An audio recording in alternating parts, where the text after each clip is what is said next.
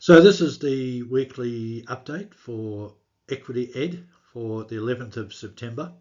So we'll be talking about the launch of the websites, the EquityEd business registration, PayPal account, the TEQSA preparation, secondary education and higher education.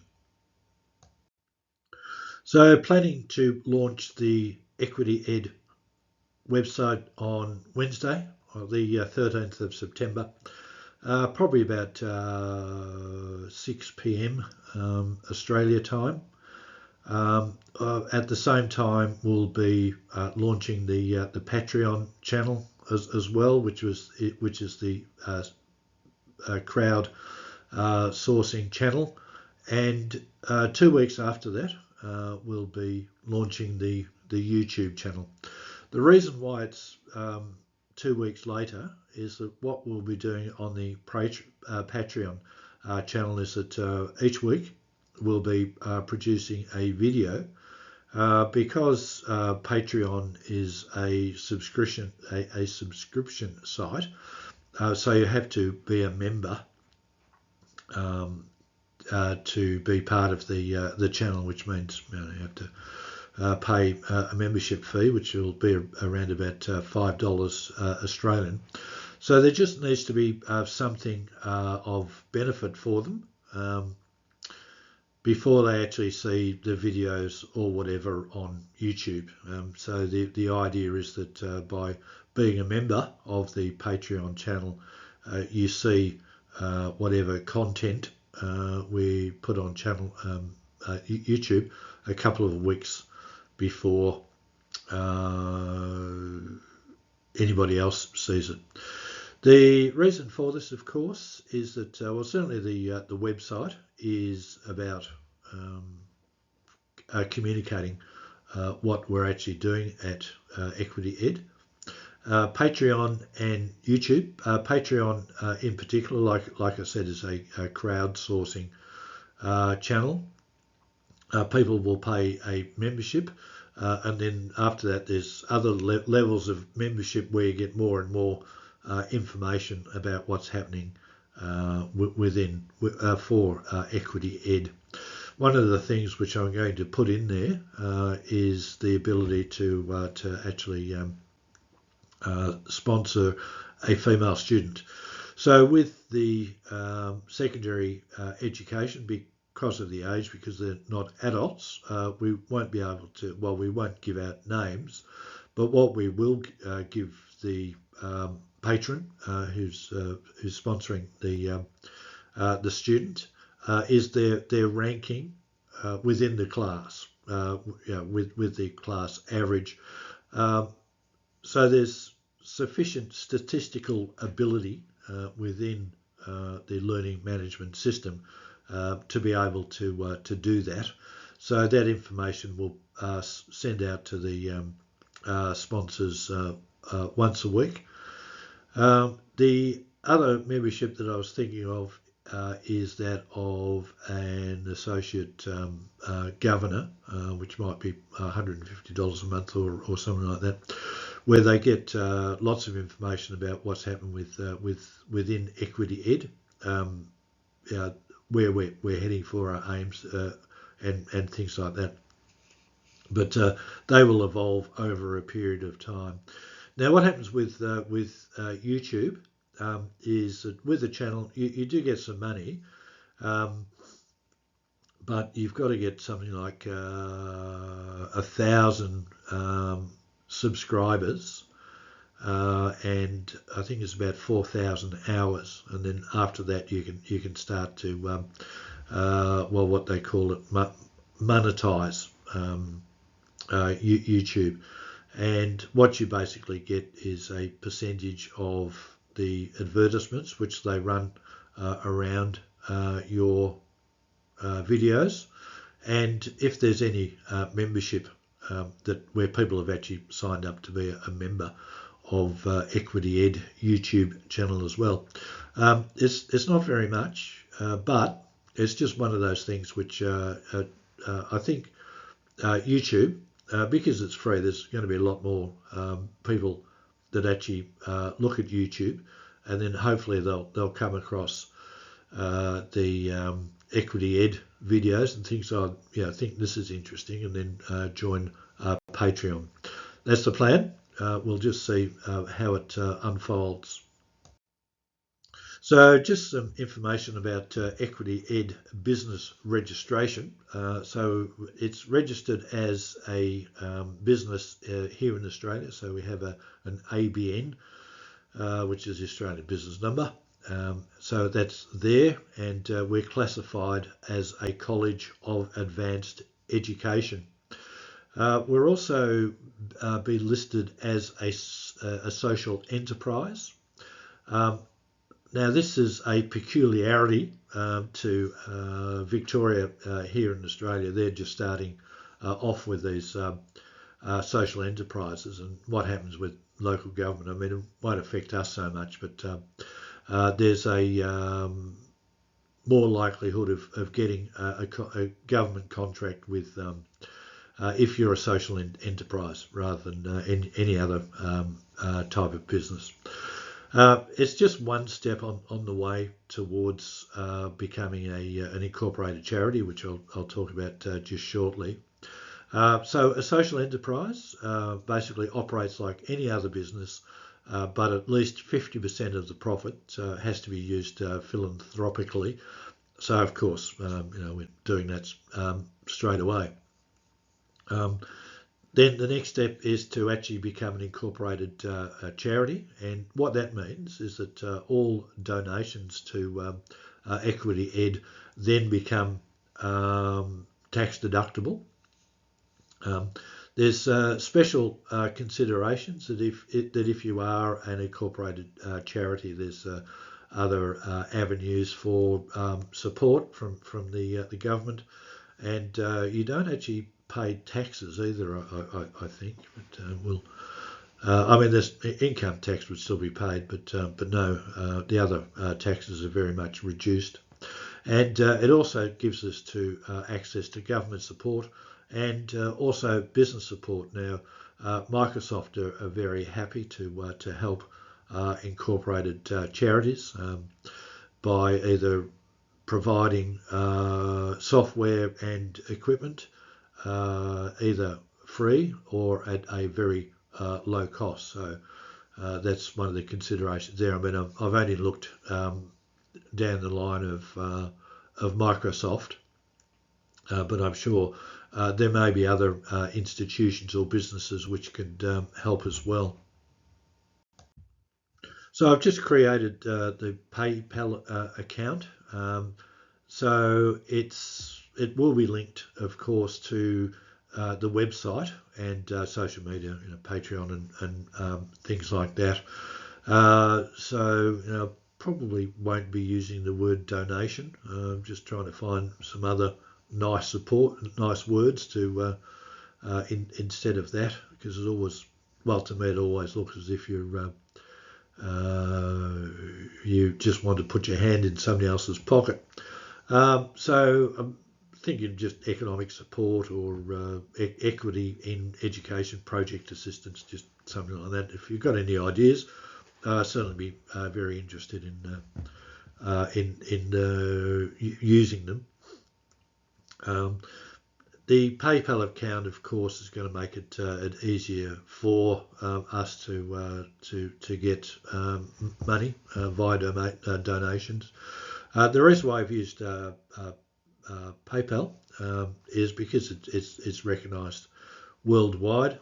It has a number of credit cards which are attached to it, which means that we don't have to pay for things like if there's any transfer of credit card transactions or something from the bank that we are using. It's not free. I think there's probably about a 2% surcharge on PayPal. So whatever money comes to us via PayPal, we're only going to get 98% of it. But obviously there's the convenience. It's attached to a website. It's attached to Patreon. So there's going to be lots of reach. Now I'm just starting the preparation for TEXA, which is the Tertiary Education Quality and Standards Agency here in Australia.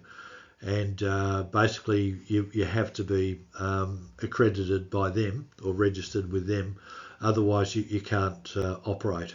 But what it means, of course, is that the courses that we produce with TEXA accreditation means that they're internationally recognised. So there is quite a bit of work in it, but it's definitely going to be worthwhile. I mean,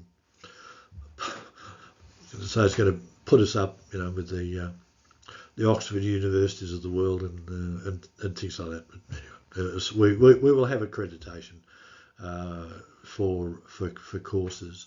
Now, a question that I have been asked, that Shakofa asked me a bit earlier by email, was what about students who are currently doing courses? How will that transfer through to a recognised qualification? Now, what it means is that if we register, if we're accredited by TEXA with a particular course, then what happens is that it's then up to us to determine the qualification. So what we are actually doing about the qualification. So it means that we can accept students into our Australian course. We can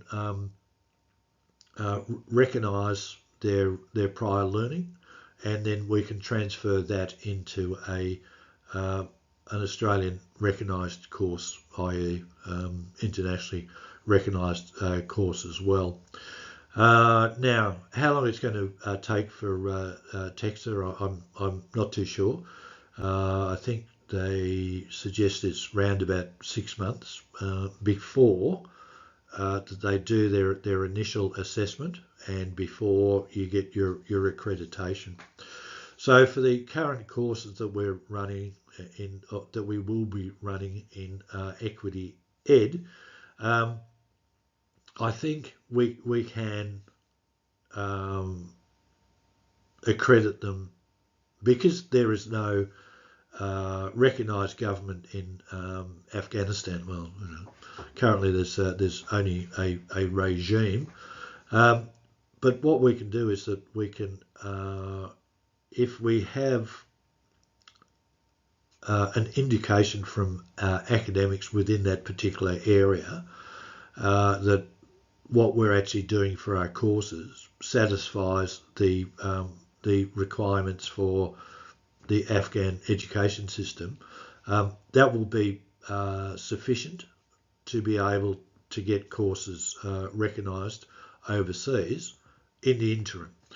But what we want to do is to get the TEXA accreditation, and then it's going to be easy to transfer for students into the course and then give them an Australian qualification. So even if they've done, say, 3 years before, and obviously with the situation in Afghanistan, it's impossible to get those records, but we can just set up the courses and have a like an entrance exam or a entrance test, and then we can demonstrate that yes, they have satisfied all the requirements of years 1, 2 and 3. Then they can come into the course, and then the Australian qualification would then be applied to them. So look, it is a big deal. It will require quite a bit of work, but like I said in the last update, was because we're starting from nowhere. We don't have to worry about any legacy systems or anything like that. We can just build the courses and the policies within the framework of Texter, so we don't have to worry about having to go back and change things and fix things up. We're just doing it from afresh. Excuse me. So basically it revolves around a number of policies. So they have a framework of what an organisation must do or must have in place. So that's represented by a series of policies and an idea of how those policies are applied and carried out. One of the big things one of the things that they're big on is, of course, things like academic governance and to a lesser part corporate governance. But so with academic governance, basically we have a board of academic governors who make decisions on the quality of the education, the relevance of it, things like records are appropriately held, qualifications, the tests, etc., are adequate for the course, and the academic governance or the board of academic governors must be independent of the corporate governance or the corporate governors. So the corporate governance is about ensuring that the business side of the university does what it's supposed to do, doesn't go into debt, protects people who are buying products or products being supplied, paying wages or all those things. And the reason why there's two different boards is to ensure that there's no conflict of interest, so that with the corporate governance, it's not putting pressure on the academic governance, or it's not in the same discussion where there may be undue pressure from the business side to make courses easier or something like that, just to get the turnover. And then similarly with the academic board of governors, that they can't apply pressure to the corporate governors as well. And with the academic governance or board of governors, it needs to be there needs to be representatives like independent of EquityEd. I mean, you can have some people involved in it as employees, but external entities, people as well, which I think we've probably got in our current quorum. Although I think we probably need to have more representation by women, because I'm sort of thinking there's Dr. Diaz, there's Dr. Khalidi, there's Adele, there's myself, there's Shakofa, and there's Ruth.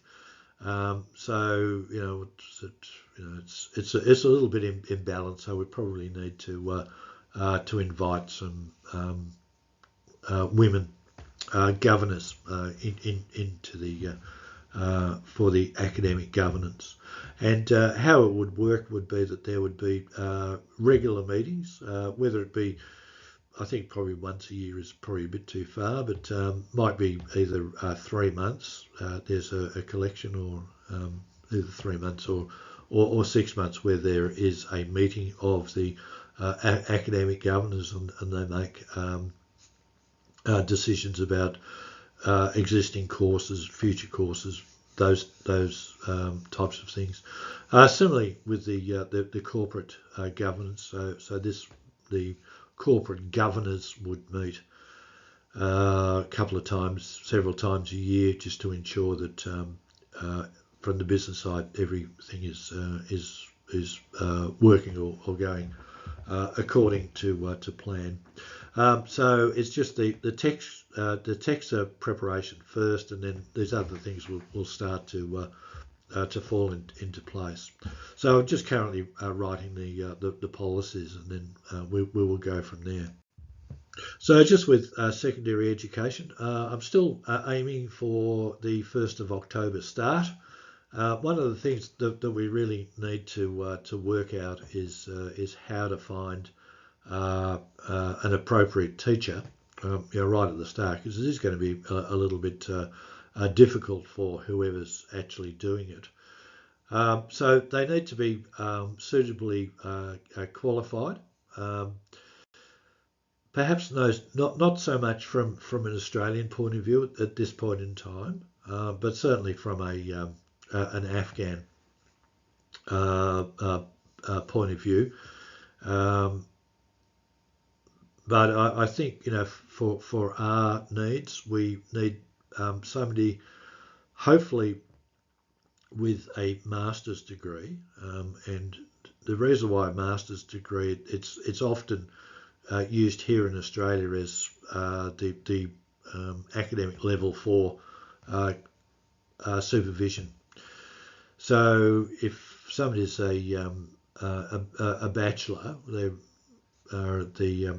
do the work, but it's somebody with a master's can actually supervise, and then of course above that is the PhD who can supervise the masters. So hopefully it would be somebody with a master's degree or a equivalent.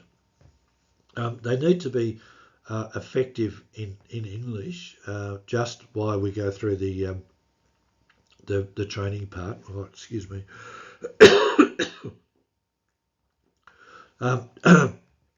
Just as we go. Sorry, just hay fever, allergies.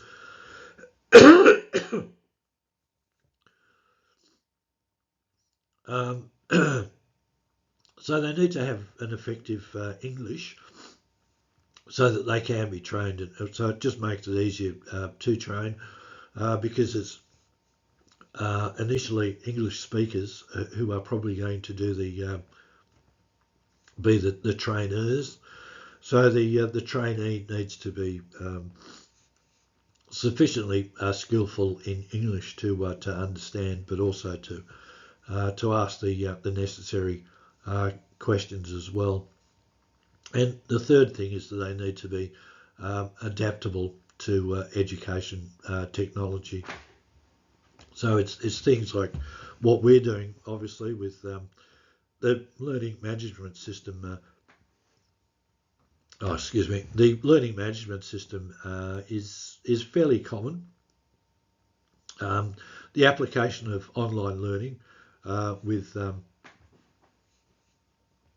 meetings, virtual classrooms, and that is a little bit different. So that may be a bit of a challenge. So it's just finding somebody who's sufficiently motivated to be able to accept the challenge. And the other thing is currently designing some class work that has very high engagement. So it will have some elements that you see in games. The process is called gamification, but all you're doing is just increasing the competitive spirit of the students, so that they want to do it. They want to find the answer, or they want to increase their score versus the rest of the class. And these are the things which engage students and make the whole process more enjoyable. And with the online education too, it's just finding ways of increasing the social interaction.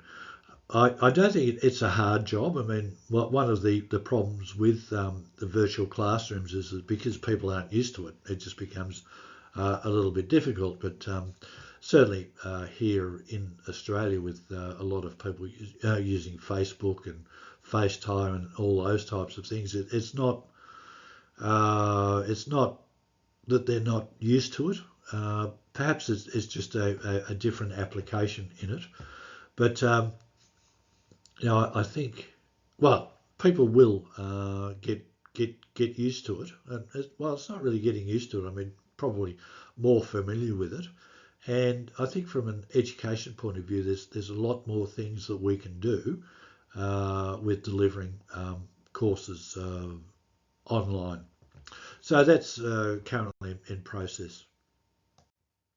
So currently with higher education, Adele is currently determining the course requirements for law, jurisprudence, and political science. So these are going to be the first courses that we launch for higher education, and obviously, the reason why we're starting there is because both Adele and Shakofa have a strong background in these areas, and it's just taking advantage of the skill set that we currently have available. But when we get to the end, I'll just discuss what I think we should be doing for the future.